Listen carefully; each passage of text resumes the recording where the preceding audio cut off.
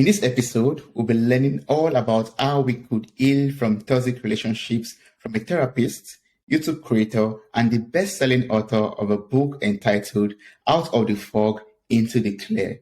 She earned a clinical license in social work and substance abuse counseling and is also a board-certified diplomat in clinical social work. Welcome to the show, Shannon. How are you doing? Thanks. I'm doing great, Toby. I appreciate you having me on.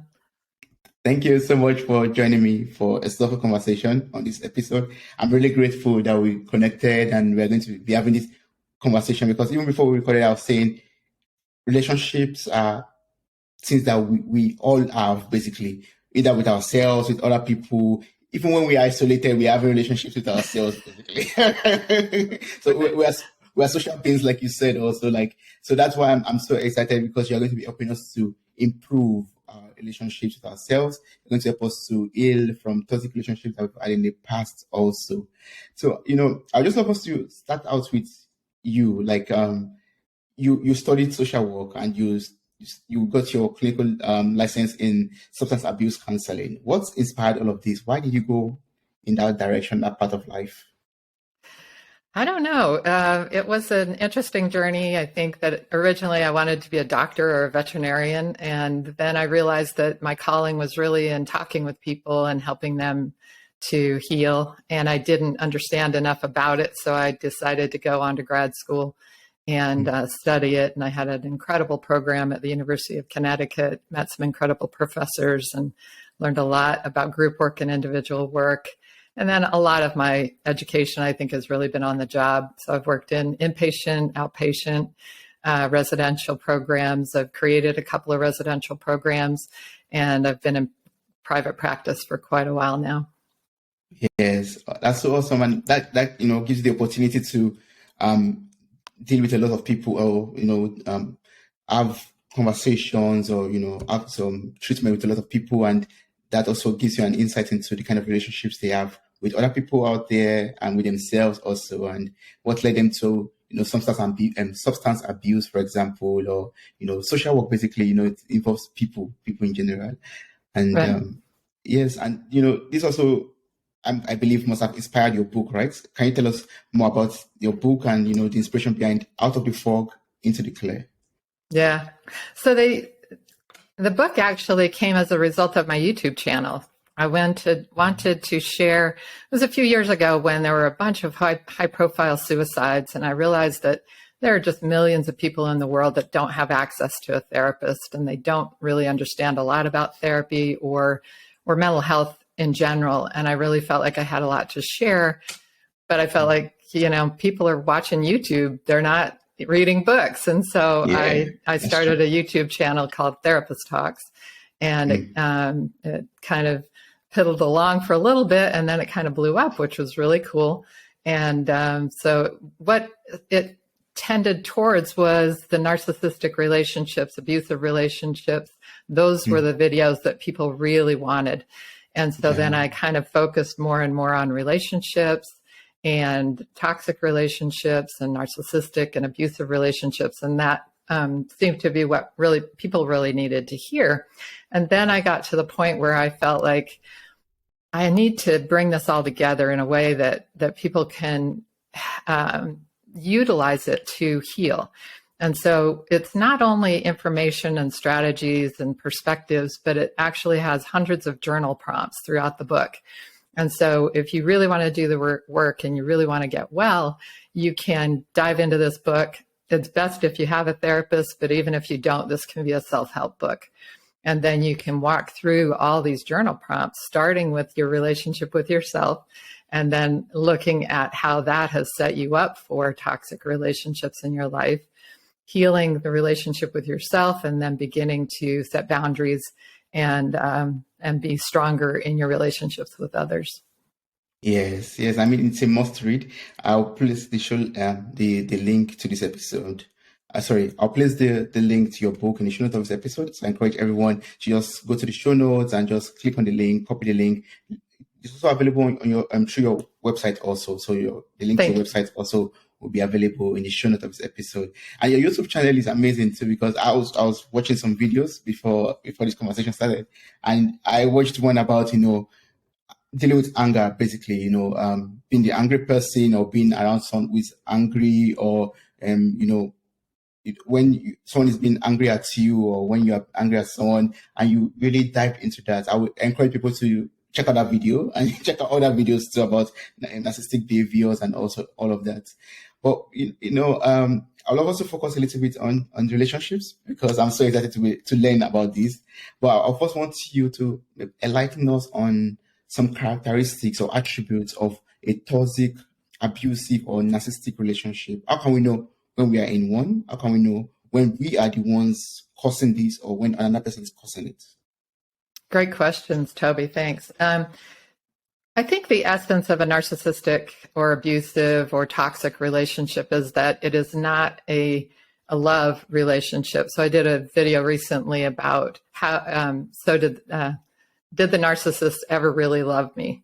A lot of people ask me that question, especially when they're kind of getting to the reality of leaving the relationship. And then they think, was I in this all by myself the whole time? Did the person ever really love me? And if we look at what love is, and I talk about this in the video, going to the Bible, love is patient, love is kind, it does not brag, it does not boast, it is not proud, it's, it's caring, it's sharing, it's all these things. And if you look at a toxic relationship, it's the opposite. The person is selfish. They are completely all about themselves. They don't give, they don't share, they don't engage in a healthy way. They are not aware of or empathic towards your feelings. They are controlling and manipulative primarily to get what they want, and nothing else is really important. So they don't have any, the essence of it is non-empathy. And if you think about a person who's non-empathic, they can't care about other people's emotions. And so therefore, they're not caring for your emotions. And love is a verb. In our culture, we get very confused. We think love is just this little gooey feeling we have around this person. A lot of times that's lust, and it's not love at all, right? And so if you think about love is a verb. So when I love someone, I'm actively caring for and sharing with and engaged with them in a caring, mutually wonderful relationship. And toxic relationships are manipulative and controlling, so that person gets what they want and they don't care about what you want. So part of how you can tell if you're in a toxic relationship is to ask yourself if you're feeling loved, if you feel like you can be yourself, if you feel like you matter. And if it's kind of on and off, then it's probably that you're being love bombed and then devalued, and then love bombed and then devalued. So that's part of the problem too, is that these relationships can be really tricky. They can start off with that love bombing, which, feels great and feels wonderful and feels like you are being loved, but then the devaluing happens. So somebody who really loves you is not going to trash you. So a lot of times people will spend a lot of time and energy trying to get back to where they started in the relationship. But if that love bombing was just a manipulation, you're never going to get back to that, because it was never genuine to begin with. Yes. Wow. And, once we get to that point where we realize, oh, I've been manipulated, how can we get out of that relationship, or that situation, physically and most importantly, emotionally? So that's where the recognition of the fog comes in, because the fog stands for fear, obligation, and guilt. And when we look at how we get buried in that fear, obligation, and guilt with that person, that's what sinks us into that fog where we literally can't see clearly. And so I use the analogy of ocean fog and sailing. I'm a lifelong sailor, and I love sailing. I love the ocean. So you'll see on my website, it's all about ocean and boats and stuff like that. So, and on the cover, I have the fog, and then I have the clear and the sailboats in both. And when you're deep in that fog, that's why talk in the book about how there are two parts of our brain. There's the little amygdala, which is like a little walnut-sized part of our midbrain. And all it knows how to do is fight, flight, or freeze. So if you have something very stressful happen, you're going to go get a jolt of adrenaline to your brain, and you're going to go into fight, flight, or freeze mode. And in that mode, your higher cortex, your rational centers are kind of offline, because this is kind of our God-given ability to fight, flight, or freeze, and you don't need to think it through. You just need to act, right? Yes. So that's a great thing, except when it's firing off all the time, and then you get overwhelmed with cortisol and buildup and stress, and it becomes exhausting.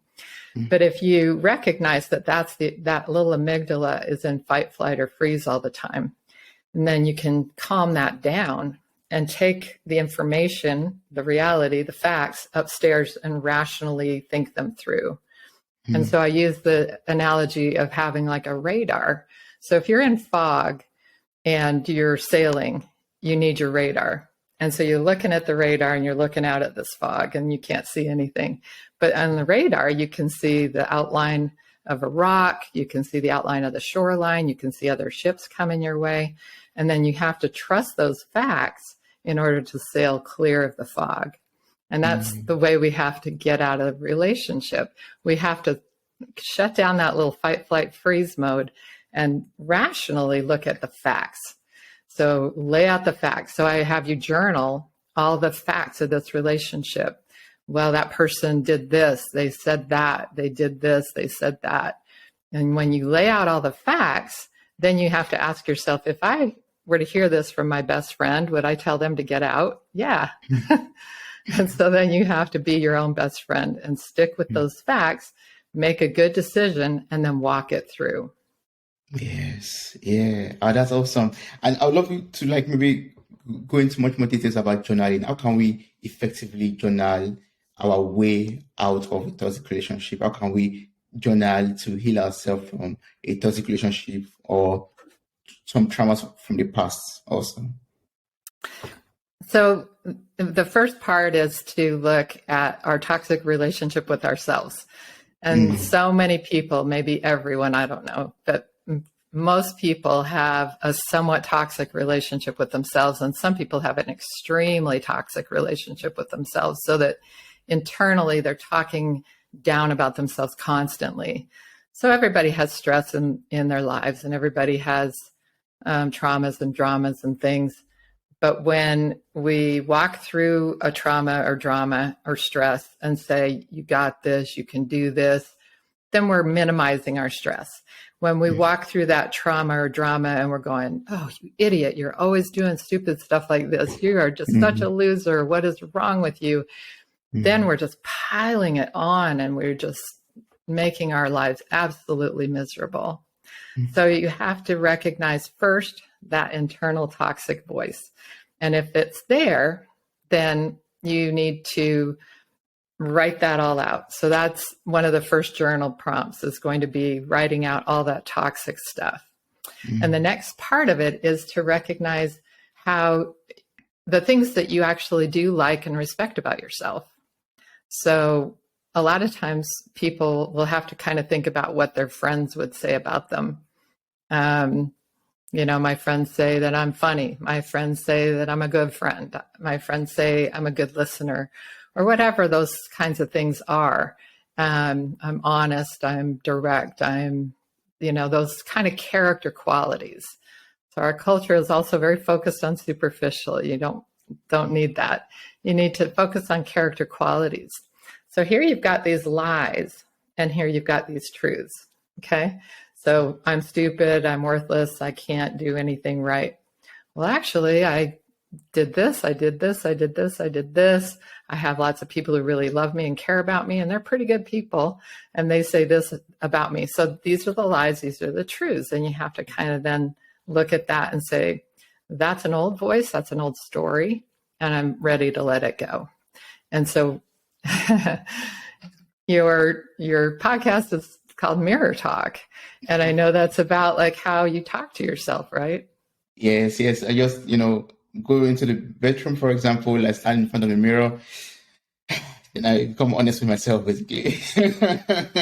Yeah. Yes. And whenever I get all it, like you just said, Shannon, whenever I hear maybe some evil thoughts or some, negative thoughts coming to myself, I try to find a way to get to the root of it. Why am I having those thoughts? And I try to find a way to, get out of that evil thoughts, basically, or to get rid of it. And that's why I'm so happy that I'm speaking with you today, because I would love to know the best way to let go of those inner toxic self-thoughts also. Yeah. Yeah. Well, when you have those two things written out and you've really spent some time writing them out, the other thing I like to do in therapy, and like I said, you can do this ideally with a therapist in conjunction, but you can use it as a self-help book too, and process it with a dear friend or somebody. But when you see those things, is there some person that's related to those? Is it a parent? Is it, middle school bullies, or what? When did you start to believe those things about yourself? And these truths are truths. You're not standing there in the mirror going, I like myself, like the old Saturday Night Live skit, where Yeah. I love them so much. I love that was hilarious. That was so hilarious. But that makes us feel phony, right? That just doesn't ring true. But if there are things that you can write down, and this is hard for some people, but if there are things that you can write down that you know to be true about you because other people have reflected those things back at you, or I am kind of a stand-up person, even though I've been through a lot of bad things. I show up for people, and I volunteer to help children, and I want other people's lives to be better than mine was. And so those kinds of things. So these are the truths, these are the lies. When you can put somebody's voice or face on top of those lies and say, well, wait a minute, that's so-and-so's voice, and that's garbage, and I don't need to buy into that anymore. So when you hear that come up, you say, nope, that's garbage. And then you superimpose the truths and say, nope, I'm actually a good, respectful, caring, loving, empathic, compassionate person. Yes. And you superimpose that. And when you do that, and you have to practice it, because somebody said that we talk to ourselves inside our own heads like 40,000 times a day. And I don't know who counted that, but that's a lot. That's a lot. Yeah, that's a lot. And if you imagine somebody sitting next to you going, you suck, you're terrible, you're ugly, you're stupid, blah, blah, blah, 40,000 times, you'd be discouraged and depressed and anxious and a mess. So when you recognize that has to be done away with, and that you really have these truths that you actually believe. Like, if you met you, what would you like about you? That's a very important question. Yes. It's a question one has to reflect on, actually. If I meet myself, if I meet Toby, what would I love about Toby? Wow. Yeah, deep question. A hard one. Yeah, it's very difficult. Yeah, it's a very difficult question. I have to think about that for some days. Yeah. But, when you talk about journaling, I would love to know, sometimes I've read and I've also experienced that sometimes our brain tries to protect us from past traumas or toxic things that have happened in the past by making us forget them in some ways. So when we start journaling, are we going to be able to remember those things and be able to process them on pen and paper, or does that really work in that way too, journaling?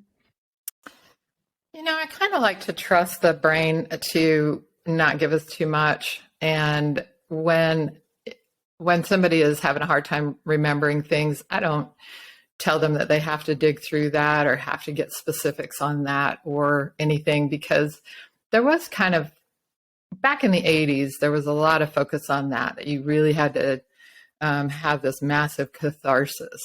But in the current belief system about trauma, a lot of times we want to just see what happened in whatever way we can tolerate it. And we're not trying to get to a place of complete blasting apart of our ability to cope.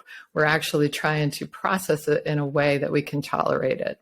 So in my trauma work with people, we go as slowly or as quickly as they want to go. And I'm not trying to dig it out any faster than they really can tolerate it and cope.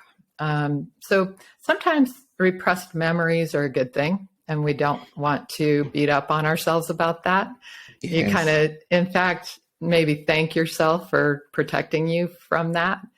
And a lot of times, even in the EMDR trauma work I do, what we're looking for is not just what happened, but the story that we made around that. So if somebody has a traumatic childhood, the story that they built around that, such as I'm unworthy of love, or I'm, ugly, or I'm a burden, or those kinds of things. Those are the things that we want to look at, because it's that story that you take forward with you into your life. Yeah. And that story is what really tortures you throughout your life. The actual abuse is past and gone, and you survived it. But the story lives on. That's true. That's very true. Well, sometimes some people have this difficulty of letting go of some toxic, bonding or relationships, because they are so familiar with it. I mean, that's all they know basically, and they don't know if there's anything better out there for them, or they have this fear of, or they're afraid of, losing, that bonding they have with this person, or some advantages that they actually get also, even though they have more disadvantages. How would you advise such people when you're in such a situation or circumstance? Yeah, it's very complex, because not only can it be family who you care about, but it can also be that you've trauma bonded to that person. So that the more time you spend with a person who is traumatic and then draws you back in, and then is creating trauma and then is drawing you back in, that cycle turns into a trauma bond. So you start to devalue yourself, and you start to run yourself down, and then basically their work is done, because you're doing that work on yourself constantly. So it's very, very hard to get separated from that person. So it can be that they're family and that there's a lot of, connection there. And it can also be that if you've just spent enough time with them and you've devalued yourself enough that it's really, really hard to get free. So part of what you need to do is, again, look at the facts and look at how hard it is on you. So when you're getting that constant adrenaline rush to your brain, it's almost like drinking poison. It's a very toxic. I keep using that word, but it literally is toxic to our bodies and to our minds and to our every part of us. It actually destroys our immune system. It destroys our dopamine system, so it's hard to be happy. It gives us anxiety, depression, sleeplessness, exhaustion. So all of those things can be because of a toxic relationship. So we have to list those facts out. Before I met this person, or before I was with this person, this is what I felt like, and this was what my life was like. And now this is what my life is like, and this is how I feel.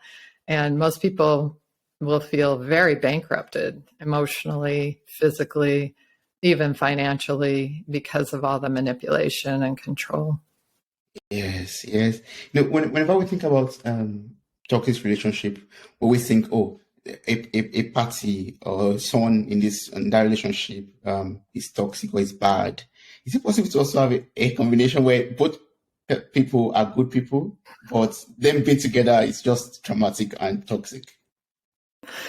I don't know. I haven't really run into that very much. Usually one person is being very all about themselves. Now, sometimes they cover it better. So we call that a covert narcissist, because sometimes that person is really, really good at showing to the world their charming side.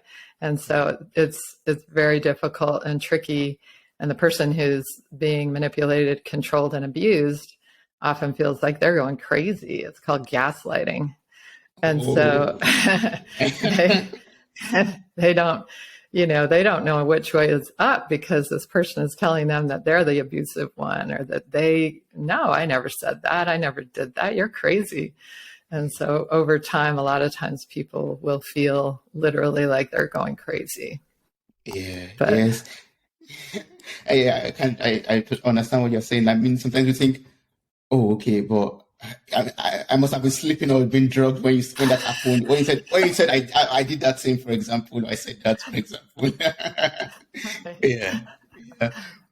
But sometimes we try to make things work. We try to like, okay, you're a good person, and I feel bonded to you basically, and we're trying to please the person. We're trying to play the role in order to ensure that the relationship grows and moves forward. Then we end up then undermining ourselves. Are there like some ways we could stop undermining ourselves? We could stop being people pleasing, for example. Yeah. yeah, I call it the 3 Ps: people pleasing, placating, and peacekeeping. And a lot of us grew up in that role in our family, and then we're really good at that role. So we have to notice again where that old story came from and recognize that that's an old story that's really toxic for us, because if we're constantly doing the peacekeeping and pleasing, people pleasing, and placating, then we're not being true to ourselves. We're not taking care of our own emotional health. We're not taking care of ourselves emotionally, physically, taking care of our dreams, our aspirations, any of it. Our total 100% focus has to be on their moods, their emotions, their ups and downs. And that can be, again, how we sort of beat ourselves up throughout that relationship. But it is hard to suss it out. And a lot of times people will try and try and try and try. And that's a noble pursuit. That's wonderful, because truly relationships take work. Good Yes. relationships take work. Good marriages take work. So it isn't that we want to say, oh, somebody upset me one time, I'm out. That ability to be dedicated and committed and loyal and try again is obviously those are really good qualities. But if at the end of the day, the abuse and the manipulation and the control is there, you have to realize that that's the reality of the situation. That's the radar reality. Those are the facts. And so then you have to make that decision to leave the relationship. But Yeah. the difficulty is that you maybe are trauma bonded, and also that it's just so automatic to placate and peacekeep. So you have to really check those things at the door and stop doing those things. And then you Yes. have to also not beat yourself up on the way out. Like, oh, I was so stupid to stay for so long. I talk in the book about forgiving yourself, because those were good qualities. Those were part of what you ought to respect and like about yourself. Yes. The commitment, the loyalty, the dedication, the ability to stick with something when it gets hard. Those are good qualities. So you don't want to beat yourself up. You have to say, those are good qualities. I just need to be careful who I share them with. Yeah. I need to That's have a true. better creepometer. Yes, that's very true. And I was about to say that, yeah, that's where your book comes into play, or it helps even us to journal better, because you have these journal prompts, and people could also use that also. I know if one checks on Amazon, you can read the first chapter, and then you can see some of the journal prompts also listed there, which are very, very good for helping us to reflect better and to help us write down things better, process our thoughts even much more better. Yes, yes. Yeah, thank you. I like fact you talked about, not beating ourselves up on our way out, basically, like, having, okay, these are the good qualities I had in this relationship, but I'm not going to share with anybody, but I'm going to appreciate this, embrace this, and not beat myself up, basically, or yeah, Right. go back to this negative self-thoughts again, or internal self-thoughts that are bad for us. That's good. Yeah. And Yeah, the tendency of that is so powerful. And I think I've heard that from every single client who ever got out of a negative relationship. I was so stupid, and that's just automatic out of their mouths right away. And it's just so, you have to help them check that and recognize there's nothing stupid about any of this. Very intelligent, very capable, very wonderful people have gotten sucked into very terrible relationships and had a hard time getting out because of their good qualities. So you have to recognize your good qualities, keep them, but just know that you have to have a better chooser. You have to choose better and have a better creepometer that goes off when the person is not a good person for you. And that's not healthy for you. Yes, yes. And this will lead me to ask you about boundaries, basically, like boundaries and setting of standards or values, for example, when we get into a relationship or in a relationship. So how can we create this? How can we create and maintain healthy boundaries, healthy standards of values with ourselves and with others, with people that we're in relationships with? Yeah. Yeah. The boundaries are extremely important. And if you are taking good care of yourself emotionally and talking to yourself in healthier ways, then you are going to be better set up to have healthy boundaries. If you're beating up on yourself, then you're going to resonate with somebody who beats up on you too. And so when they say something awful about you, you're like, yeah, that's true. And you can't be in that place, or you are set up to connect with and accept from a toxic person. So you have to know that you're not accepting of that within yourself, and you wouldn't accept that from somebody else. But then boundaries are really interesting. I think we have to be in touch with our own emotions, taking care of ourselves emotionally, physically, spiritually, and in every way. And when we're doing that, then we are a whole person, and we are able to be with another whole person. And when someone starts to be a parasite or a vampire with us and tries to kind of suck the life out of us, we go, that doesn't work for me. So you'll notice that your creepometer will go off. I did a video about developing a trustworthy creepometer. So a lot of people say, how am I ever going to trust somebody again? I don't want you to trust somebody. I want you to learn to trust yourself. So when you have developed a really good self-care and a really good self-understanding, and you can trust yourself, then when you meet somebody, you know whether they're okay or not. And you're willing to take the time to really learn who they are.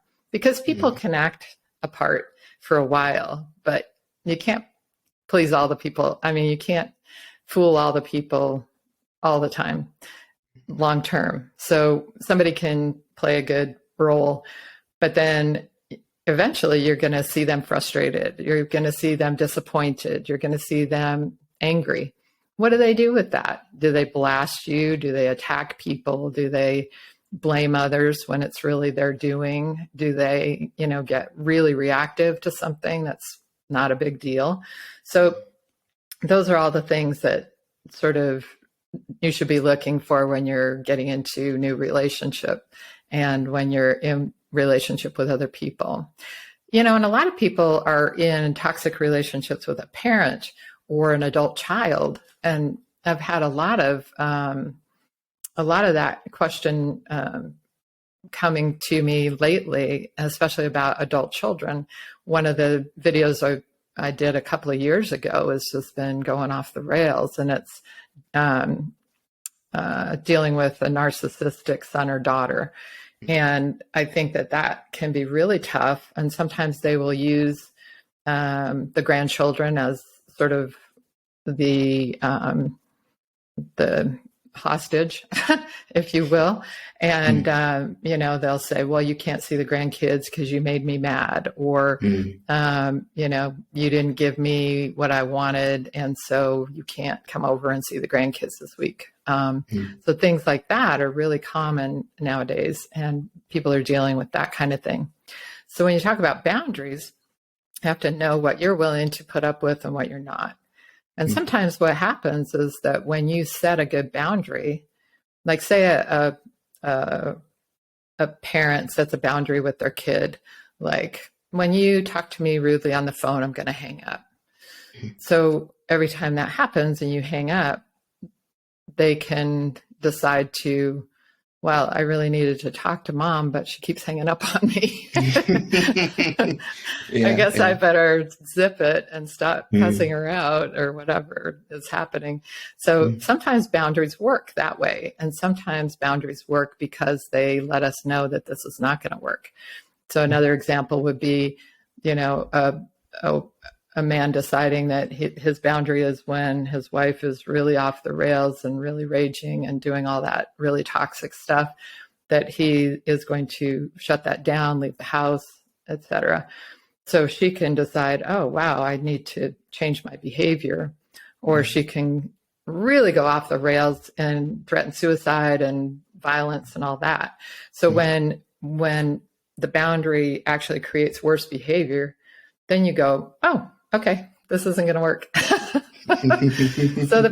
So people say the boundaries don't work. Well, they work Mm, because they either work to help change the behavior or they work to help you know behavior can't change and you yeah. have to change. You have to get out. You have to go no contact with that person. That's true.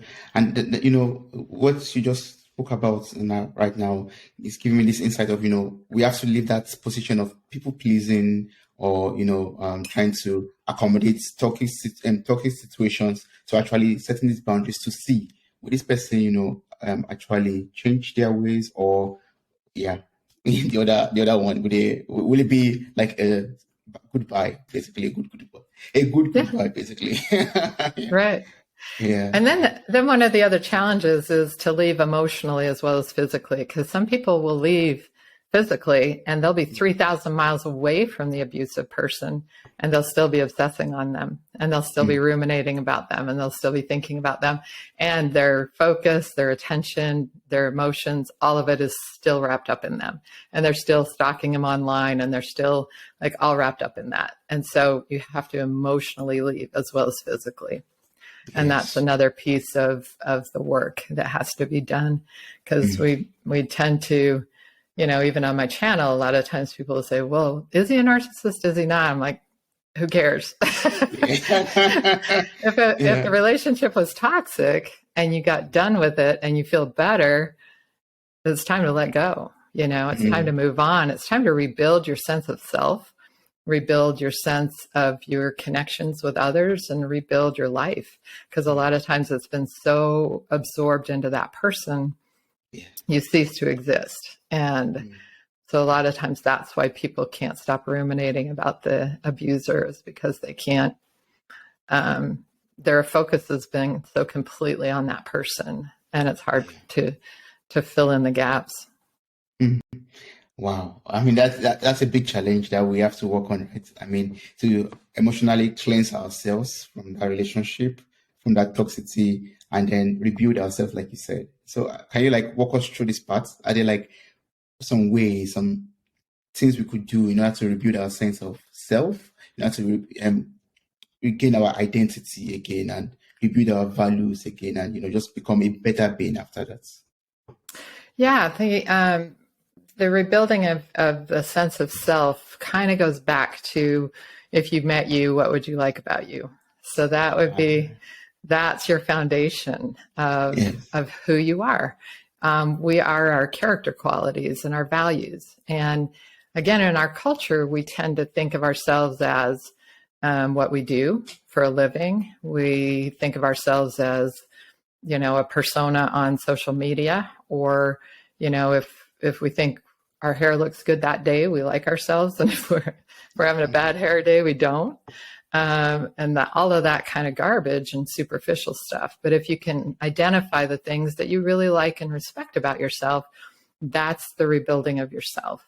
And that's really crucial. And so when we rebuild a sense of self, we have to start from the character qualities and values.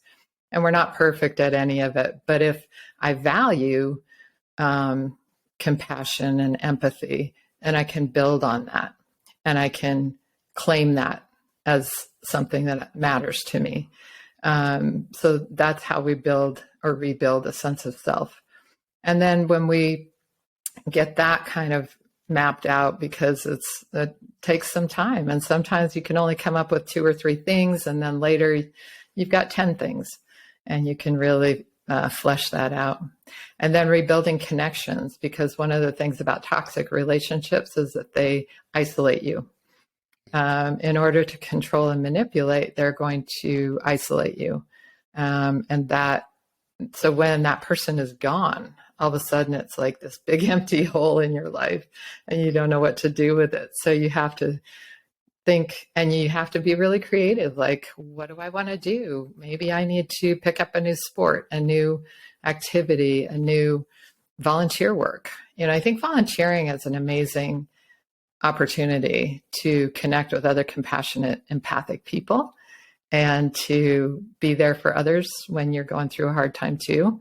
Don't do too much too soon, but I think it can be really, really helpful to focus out on others instead of just on your own stuff that's going on right now. So volunteering is a wonderful thing.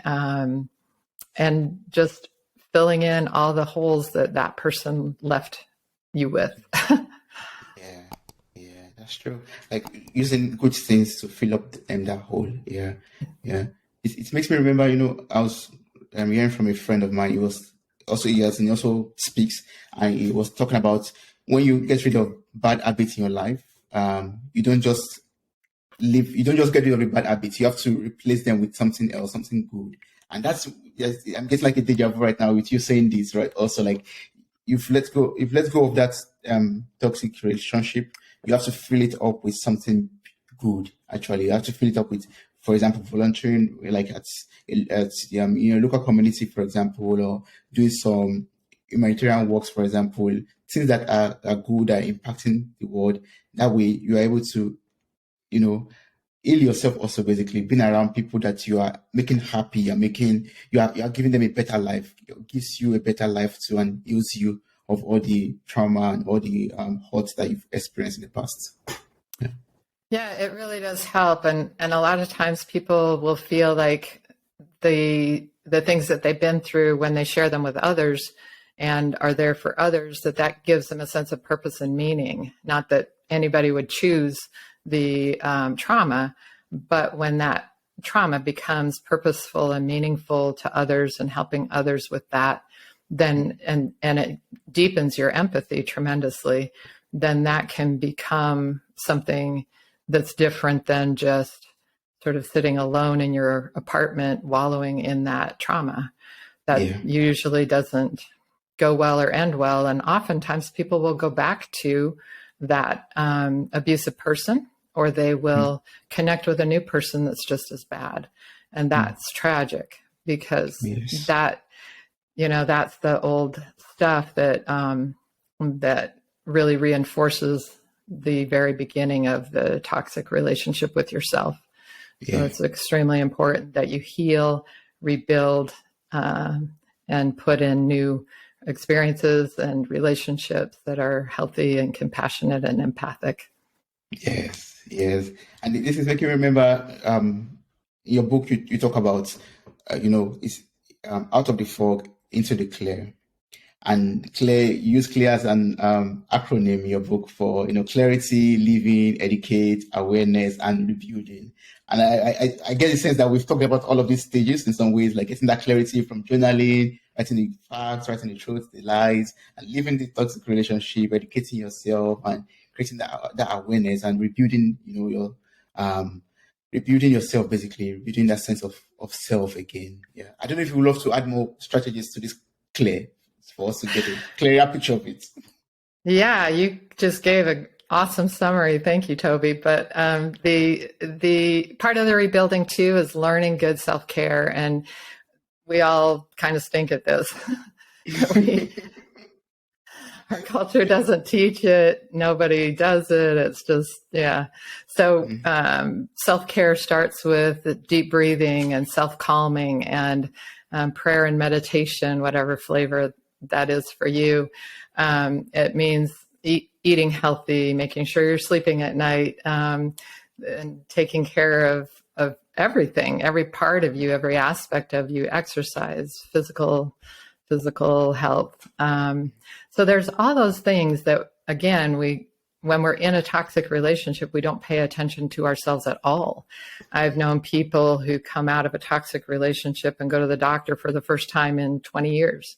And that's wow, So it's those kinds of things. It's everything from the very basic things of breathing, eating, sleeping, and up all the way into, your prayer and meditation and connecting with what you believe, so that you feel a sense of meaning and purpose and a sense of peace and calm in your life. And all of that is so crucial.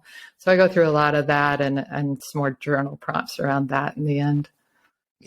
Yes. And I think just to add to that, when you talk about educates, it's about also picking up your book, picking up the book from Shannon and reading it, educate yourself and know better and how to become a better being, and how to get rid of the fog in your life and get into the clear. Yeah, that's just, I'm not being paid for the advert, but it's just there as an input. Yeah. Thank you. Thanks, Toby.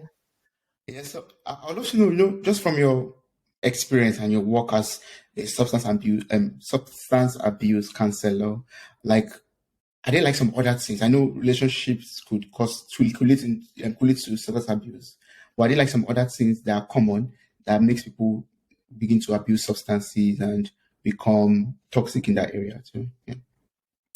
So substance abuse is a very complex thing, and I think we're still learning stuff about it. There are certainly genetic predispositions, but also the tendency to just want what we want when we want it and not really want to have, delay gratification and want more of the things that are extremely addictive. So a lot of the substances these days are just plain addictive. So even if you have no genetic history, even if you don't have other stressors in your life, if you get involved in some drugs, they will escalate on you and they will, take you down the tubes and destroy your life. And so for a lot of people, it means, again, sort of looking at the reality. This is what my life used to be like. This is what my life is like now, looking at the reality of that, and then recognizing, I don't want to live this way anymore. There's sort of an old thought that you have to hit bottom. And, in the AA and Al-Anon communities, the newer understanding is bottom is wherever you stop digging. Okay. So the bottom of a hole is wherever you stop digging. So it could be like, wow, I don't think I feel that great when I go out drinking on Friday night. I kind of feel crappy on Saturday morning. And I don't think I want to do that anymore. I kind of ruin all week of being healthy and eating healthy in that one night. So it can be that simple, or it can be, oh my gosh, I'm in jail, because I caught drunk driving, or was trying to sell drugs because I can't afford my drugs anymore. So it can be wherever you stop digging. It can be, wow, that was terrible, and I'm just done. Or it can be not until you've had an overdose or many overdoses. And that's the tricky thing. When you love somebody who has an addiction, what's really important is to recognize that you can extend the bottom basically by enabling too much. So if you're helping them, if you're lying for them, if you're supporting them, even though they are kind of going down the tubes with their substances, you might be digging the bottom deeper for them. And that might actually put them, you're doing it out of love, but it might actually put them at greater risk because you're making them go deeper into the bottom before they stop. Does that make sense? Yes, it does. Yes. Yeah. I mean, what you just said right now is strikes a nerve a little, because sometimes we think, yeah, I know you are suffering, or you are too addicted to this substance, but because I love you so much, let me just give you this $20 to go and buy, whatever you want to buy, because I know without it you can't cope, and I can't see you suffering. Let me just help you or cover up for you in some ways or the other. And right. that's hurtful for them in the long run. That love is actually hatred in the real sense towards them. Right. Yeah. I mean, that $20 could buy the fentanyl that kills them. So it's just it's a really tough thing. But for a lot of people, and especially, spouses or parents of addicts, what they need to do is the sort of tough love approach, which means, I'm not going to give you anything unless or until you're in treatment. So when someone is really bad off, then they need to go to treatment, then you have to kind of withhold relationship and support until they get into treatment, and then support them as long as they're in their recovery. But supporting them in their addiction is just helping them to go deeper into that hole. Wow. And I've learned so much from you in this conversation, in this episode. Like, I could go on and on, but wow, I would love people to get the book. It's available on Amazon. The link to your website will be in the show notes of this episode. I encourage people to visit the website, read the reviews. There are a lot of testimonials on the website just to convince you that it's a great read. And also you could read the preview of the book also on Amazon. And just get out of the fog into the clear, and become a better being all through, and avoid toxic relationship, improve your cryptometer, and become just avoid those traumatic experiences that one could basically avoid in life. I don't know if you have a closing remark, if you have a word of advice for people out there in toxic relationship that they find difficult to leave, or people that are under the addiction of a substance, for example. I don't know if you have something to share with them as a closing remark. Everybody is created to be somebody wonderful and amazing, and I just really encourage people to find their truths and let go of the old lies, let go of the old stories, heal from the inside out, and start that work as soon as possible, and then set boundaries with others and rebuild your life. Yes, rebuild your life. Wow.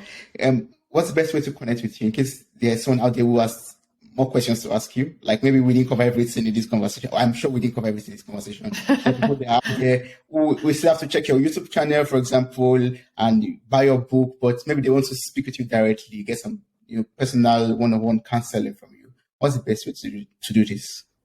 Well, my private practice is extremely busy, and I also am licensed only in Arizona, Texas, and Hawaii. So I can't really do therapy with other people that don't live in those states. And like I said, my practice is very busy, but I always answer comments left on my YouTube channel and emails sent to therapisttalks.com. And so those are the two ways to reach me. And I do live streams every other Sunday afternoon. So if you have a question, I will address it in a live stream as well. And so getting on any of my videos on Therapist Talks on YouTube and asking a question, and I will put it into my live stream the following week. Awesome. That's good. Thank you so much, Shannon. I really appreciate this. All of this information will be available in the show notes of this episode. Once again, thank you so much for enlightening us about toxic relationships, how to identify them, how to get out of the fog into the clear, and how to become better being, how to avoid substance abuse. Amazing things to make us better human beings, basically. Thank you so much. I appreciate this. Thank you, Toby. This has absolutely been wonderful. I've really enjoyed talking with you.